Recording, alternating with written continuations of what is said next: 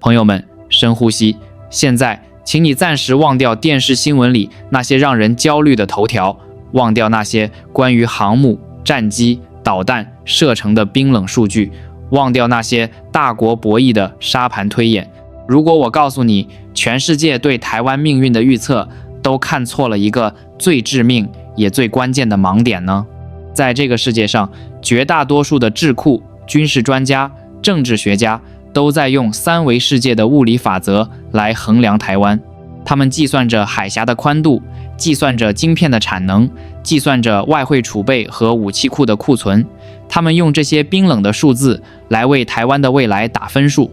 这里是意识觉醒，记得按赞、订阅并打开小铃铛，这样您就不会错过我们的新影片。但今天我想告诉你一个被世界隐藏，甚至连许多台湾人自己都没有察觉的惊人秘密。这就是台湾命运的隐藏代码。决定这座岛屿最终走向的，从来都不是军事实力，而是4个字：意识频率。是的，你没有听错，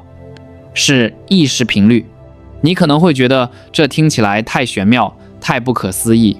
但是，请你回想一下，这几十年来的台湾，为什么在一个强敌环伺、地缘政治风险被公认为地表最危险的地方，生活在这里的人们却能活出一种世界上绝无仅有的从容与善良？当全世界都在为了资源和权力撕裂的时候，你在台湾的街头看到的是什么？是地震发生时那些没有惊慌失措逃跑，而是第一时间转身去保护陌生人的护士。是台风过后邻里之间默默拿着扫把一起清理街道的背影。是在每一个寻常的巷弄里那一句句充满温度的吃饱没，谢谢你辛苦了。这就是频率。这不仅仅是道德或者礼貌，这是一种极其强大的集体共振的能量场。在宇宙法则中，恐惧的频率是最低的，而爱、包容、自由与感恩的频率是最高的。几十年来，台湾人像是在进行一场隐秘的集体修行。这座岛屿上的人们用一碗碗热汤，用一次次为陌生人的祈福，用对自由毫不妥协的坚持，在太平洋西岸编织出了一个极其高频的能量防护罩。那些想要用武力、用恐惧来震慑台湾的力量，为什么总是像拳头打在棉花上？因为恐惧的低频根本无法穿透爱与自由的高频。这才是台湾真正的最无坚不摧的护国神山。它不是台积电，它是2300万台湾人心底那股不可思议的善良与韧性。而这个秘密将在2026年迎来一个震撼全球的惊人转折。为什么是2026年？因为在2026年，人类的集体意识将迎来一次巨大的洗牌。那些建立在霸权、压迫、恐吓和剥削之上的旧系统，将会因为无法承受新时代的频率而开始从内部瓦解。全世界都会陷入一种对未知的极度迷茫之中。而到了那个时候，世界将不再看向拥有最多核武器的国家，而是会看向那个在巨大压力下依然能保持和平、繁荣、民主与善良的奇迹之地。世界会突然发现，台湾根本不是什么大国博弈的棋子，台湾是全人类意识觉醒的一座灯塔。在2026年的那个转折点，台湾人会迎来一次集体的灵魂大觉醒。我们会突然明白，原来我们经历了这么多的委屈、打压、国际上的孤立，不是因为我们是被抛弃的孤儿，而是为了磨砺出我们灵魂中最耀眼的钻石光芒。你以为我们在苦苦求生，其实我们是在为世界示范，如何在一个充满敌意的环境里，依然开出最美丽、最包容的花。台湾的命运绝不会终结于战火，因为战争是最低频的业力场，而台湾集体的意识频率早就已经超越了那个维度。当2300万人共同散发出我们值得和平、我们代表自由、我们无所畏惧的信念时，宇宙的法则会自动为你让路。没有任何一颗炮弹能击碎真正的自由，没有任何一种霸权能征服一颗已经彻底觉醒的心。所以，台湾的乡亲们，不要再害怕了，不要再被那些贩卖焦虑的言论拉低你的频率。当你感到恐慌时，去看看台湾的山，去听听太平洋的风，去握住你身边家人的手，我们不需要去和别人比谁的拳头更硬，因为我们拥有宇宙中最强大的武器，那就是我们共同的善良和永不妥协的自由灵魂。2026年不是毁灭的倒计时，而是台湾破茧成蝶、惊艳世界的起点。命运的剧本早已写好，而这一次执笔的是我们自己。今天我们不看新闻里那些吵吵闹闹的政治口水，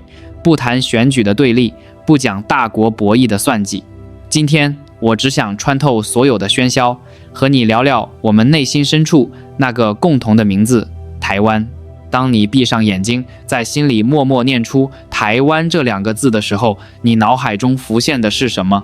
是夜市里热气腾腾的小吃，是阿里山穿透晨雾的日出，是巷弄里机车呼啸而过的声音，还是每一次选举日街头飘扬的旗帜？其实在这些熟悉的生活烟火之下，台湾的灵魂深处一直隐藏着一种无法言说的巨大的悲怆。翻开这片土地400年的历史，你会发现这是一部写满身不由己的流浪史。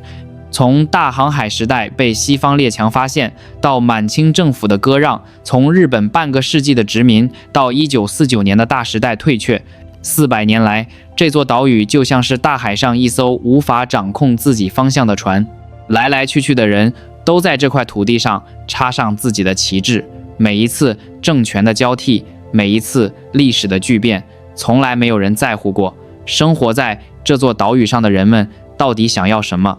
我们总是被决定、被安排、被牺牲，被当作大国谈判桌上的筹码，被当作防御的跳板，被当作后退的基地。你还记得那首叫做《亚细亚的孤儿》的歌吗？那根本不是一首简单的流行音乐，那是烙印在好几代台湾人灵魂深处的刺青。我们的阿公阿嬷可能在年少时被迫讲着日语，却在步入中年时又必须重新学习另一种完全陌生的语言。我们的父辈曾在肃杀的时代里，把想说的话死死地咽进肚子里，连呼吸都要小心翼翼，在自己的土地上流浪，在自己的家里感到陌生。世界上有哪一个地方的人像台湾人一样，承受过如此错乱、如此撕裂的身份认同？但是，请你仔细想一想，这样沉重到足以压垮任何一个民族的历史悲剧，有让台湾人变成一个充满仇恨、充满暴力的群体吗？没有，绝对没有。这就是台湾人最让全世界震撼，也最让人心疼的地方。还记得我们的祖先是怎么来到这里的吗？几百年前，他们面对的是被称为10去、6死、3留、1回头的黑水沟。那是何等狂暴的太平洋海象！那些敢于跳上破木船，把生死交给苍天的先民，他们的血液里刻着的是全人类最极致的勇敢。我们是一群没有退路的人的后代，但正因为没有退路，我们把这块充满台风、地震、泥石流的土地当成了唯一的、永远的家。命运给了台湾最苦涩的剧本，但台湾人却把它演成了最动人的奇迹。在那段连饭都吃不饱的岁月里，台湾人用面粉袋做成内裤，在加工出口区里没日没夜地踩着缝纫机，在国际社会将台湾拒之门外的漫长岁月里，台湾的中小企业主提着一个破旧的公事包，跑遍全世界每一个陌生的角落，用蹩脚的英文硬生生为台湾敲开了一扇扇经济的大门。没有人在乎我们，我们就自己拼出一条血路；没有人承认我们，我们就让自己优秀到世界无法忽视我们。可是，世界真的懂台湾吗？打开今天的外媒报道，世界眼里的台湾只有2个标签：全球最危险的火药库和晶片制造机器。在那些外国专家的眼里，台湾是一条第一岛链的防线，是一座保护高科技产业链的堡垒。他们讨论台湾，就像在讨论一盘冷冰冰的国际象棋，但他们看不见这块土地上跳动的是2300万颗温热的、渴望和平的心。他们不知道，当国际上的打压一次次袭来，当我们的运动员在奥运赛场上连自己的国旗都无法升起，连自己的国名都无法大声喊出时，那首在颁奖典礼上响起的国旗歌，让多少坐在电视机前的台湾人一边跟着唱，一边红了眼眶。那种委屈，那种明明我们这么努力，这么善良，却依然被排斥在国际大家庭之外的委屈，谁能懂？当我们发生大地震时，某些国家甚至阻挠国际救援力量进入。当全球面临疫情危机时，我们连参加世界卫生组织的资格都没有。我们就像是一个在班级里永远被孤立的模范生，不管我们的成绩多好，不管我们多么乐于助人，总是有一个庞大的阴影挡在我们的前面，告诉所有人不要理他。如果是别人，早就崩溃了，早就放弃了，或者早就变成一个浑身带刺、充满怨恨的刺猬了。但是台湾没有。你回过头去看看这些年的台湾，当我们被世界孤立的时候，我们做了什么？日本发生311大地震，台湾人的捐款是世界第一；土耳其发生强震，台湾的搜救队第一时间赶赴灾区。哪怕是那些曾经在国际上对我们冷眼旁观的国家，一旦遭遇灾难，台湾的医疗队、物资、善款从来没有缺席过。世界报以痛吻，台湾却报之以歌。这不是懦弱，这是因为经历过淋雨的痛，所以我们更愿意为别人撑起一把伞。这是因为我们太懂那种没有人在乎你的绝望，所以我们绝不让别人也陷入那种绝望。外国的智库永远无法理解，为什么在一个面对庞大军事威胁、随时可能爆发战争的岛屿上，台湾人还能如此平静地排队买早餐，还能在每一个周末的夜晚在夜市里笑着吃着大肠包小肠。他们以为我们是麻木了，不，他们大错特错了。那不是麻木，那是一种历经400年沧桑后骨子里透出来的韧性。因为我们知道，只要我们的心不乱，只要我们手牵着手，就没有什么能够轻易摧毁我们。这片土地上的每一阵台风，每一场地震，每一次政治的动荡，都在锤炼着我们的灵魂，把我们淬炼成世界上最坚硬也最温柔的琥珀。说到这里，我知道一定有人会在屏幕前默默的叹息，甚至在心里反驳我。你可能会说，你把台湾说得太好了，你看看每天晚上的政论节目，你看看每次选举时的剑拔弩张，你看看网络上那些互相攻击的留言，台湾早就被撕裂了。不同世代、不同立场的人，简直就像是仇人一样。这样的台湾哪里有你说的那么美好？是的，我完全知道你在痛什么，这也是许多台湾人内心最深处的无奈与焦虑。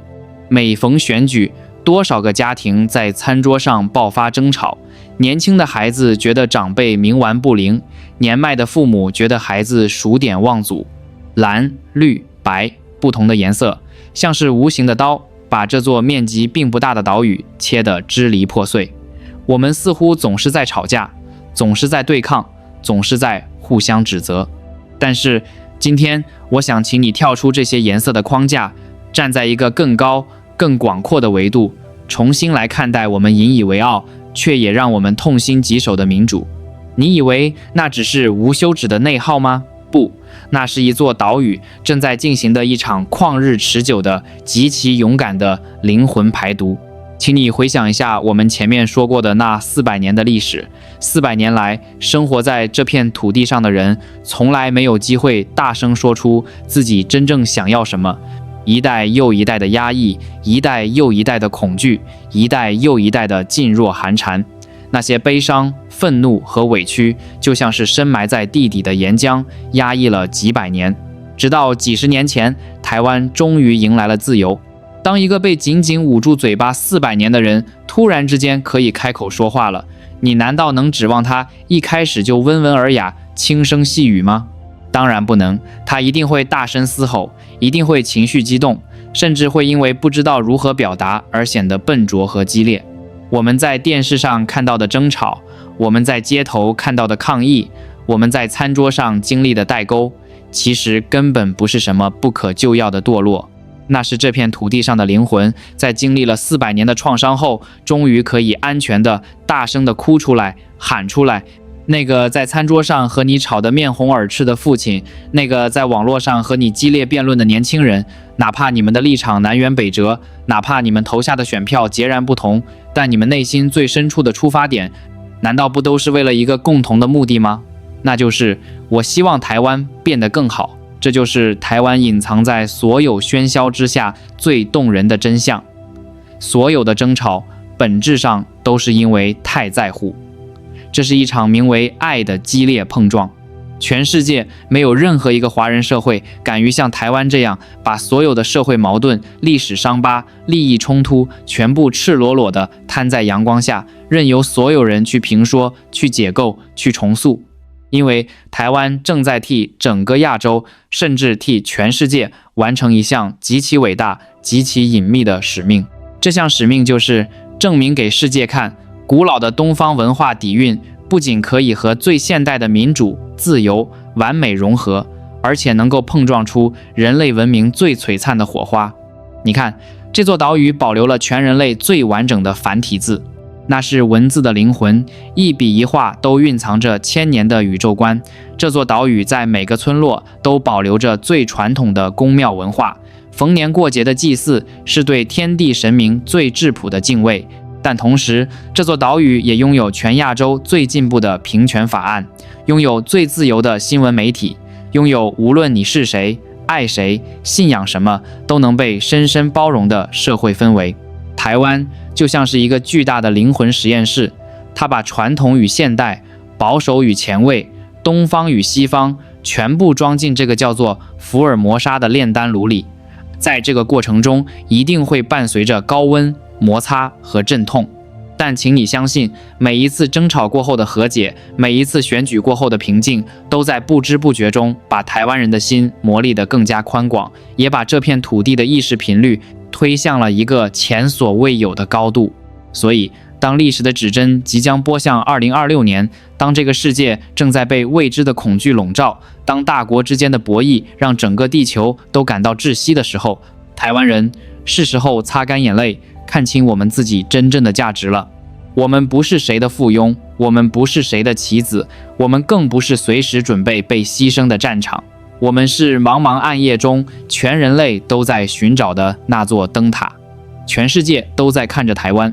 看着在这个地表最危险的角落里，2300万个平凡的人如何用一碗卤肉饭的香气，用一句早安你好的温暖，用对民主自由毫不妥协的坚持，对抗着世界上最庞大的集权与威吓。你的每一次善良都在增加这座岛屿的防护力，你的每一次包容都在向宇宙宣告台湾不容侵犯的决心。你不再为了政治立场和家人撕裂，而是选择用爱去倾听彼此。这就是你能为台湾做的最伟大的国防。护国神山从来都不只是那一座座巍峨的中央山脉，也不只是那几座冰冷的晶片工厂。真正的护国神山是你，是每一个正在听这段话、深爱着这片土地的台湾人，是从小在这片土地上吹着太平洋的风，看着阿里山的云长大的你，是哪怕在外面受尽了委屈，回到台湾一走出机场，闻到那股湿润的空气，就会彻底安心的你。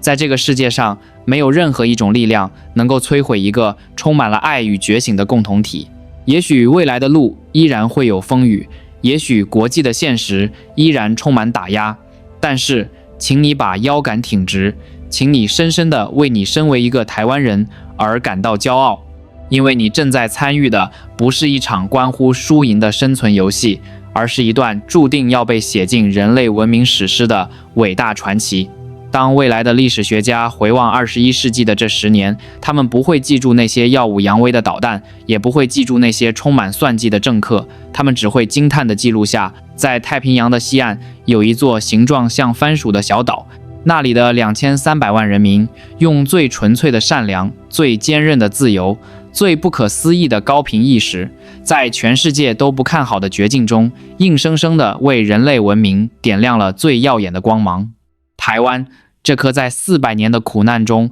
淬炼出来的眼泪，终于在此时此刻化作了宇宙中最璀璨的钻石。朋友们，不要害怕，不要彷徨，牵起身边人的手，深深地呼吸一口属于台湾的自由空气，天就要亮了。而这一次照亮世界的是台湾的光。我知道，此刻在这块屏幕前听着这段话的，也许并不是所有人都在台湾。也许你正独自一人坐在纽约曼哈顿冰冷的地铁里，也许你正走在东京新宿拥挤的街头，也许你是一个为了家庭在东南亚的工厂里挥汗如雨、日夜打拼的台商，又或者你是一个刚刚离开家乡，在异国他乡的宿舍里因为想家而偷偷掉眼泪的留学生。我知道你有多辛苦。当你拿着那本绿色的护照，在海关偶尔遭遇异样眼光，甚至被要求额外解释的时候，当你在国外的职场上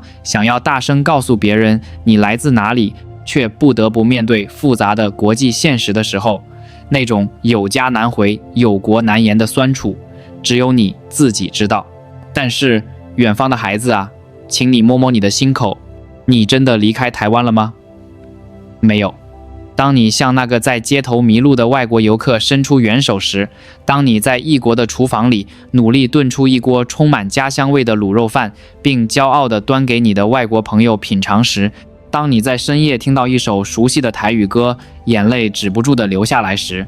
你就是台湾。你以为你只是一个漂泊的游子，但其实你是这座岛屿派往全世界的频率大使。你身上带着台湾人独有的善良、勤奋、包容和不卑不亢。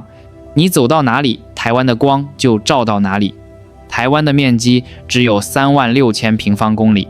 但在世界的版图上，因为有你们这群散落在5大洲的游子，台湾的意识边界早已经无限延伸。不要觉得孤单，因为在你身后的太平洋西岸，2300万家人随时都在为你点着一盏回家的灯。无论你在外面受了多大的委屈，只要你踏上桃园机场的那一刻，听到那句熟悉的欢迎回家，你所有的疲惫都会瞬间被这片土地的温柔接住。而最后，我想把这段话送给所有在这片土地上正在努力生活、努力养育下一代的爸爸妈妈们。今晚，当你走进孩子的房间，看着他们熟睡的脸庞时，请你静静地看一会儿。你看他们睡得多安稳，他们不知道在这个世界的某些角落正有战火在燃烧，他们不知道在海峡的对岸有着怎样的凝视，他们也不知道他们的父母这一代人在国际上承受了多少委屈。他们什么都不需要知道，因为这是我们这一代人的责任。我们为什么要在街头抗议？我们为什么要在选票上斤斤计较？我们为什么要拼了命的在世界上证明台湾的价值？不是为了我们自己，是为了让我们的孩子在未来可以挺直腰杆，大声地说出我来自台湾，而不需要看任何人的脸色。是为了让我们的孩子不用去经历我们曾经经历过的恐惧与晋升。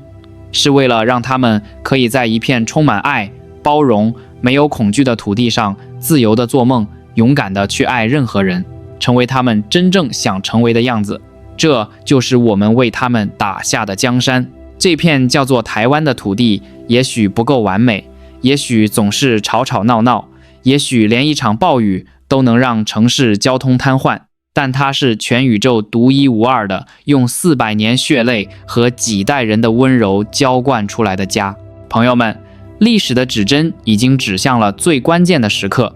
世界正在巨变，旧的秩序正在瓦解，而台湾这座全人类的意识灯塔，必须要在这个时候散发出最耀眼的光芒。如果你今天被这段话触动了内心的某一个角落，如果你也相信决定台湾命运的绝不是武力，而是我们2300万人的意识频率，如果你也深深的、无可救药的爱着这片土地，那么请你帮我一个忙，不要只把这份感动留在心里，请你把这支影片分享给你的家人，分享给那个和你政治立场不同但你依然深爱的朋友，分享给那些在海外想家的游子。这不仅仅是一次简单的转发，这是一次我们共同发起的高频能量共振。当有100万人、200万人、1000万人听到这段话，当我们在同一时刻在心里放下恐惧，升起对台湾的爱与感恩时，朋友们，你不敢想象，那将是一股多么巨大的，连宇宙都要为之震撼的能量场。那股能量将化作一层无坚不摧的防护罩，永远守护着这座美丽的岛屿。不要轻视你内心的光，因为当2300万束光汇聚在一起时，即使是再黑的夜也会被彻底照亮。这里是台湾，我们是勇敢、自由、善良的台湾人。愿天佑台湾，愿这片土地永远和平，永远繁荣，永远自由。谢谢大家，我们在更高频的未来相见。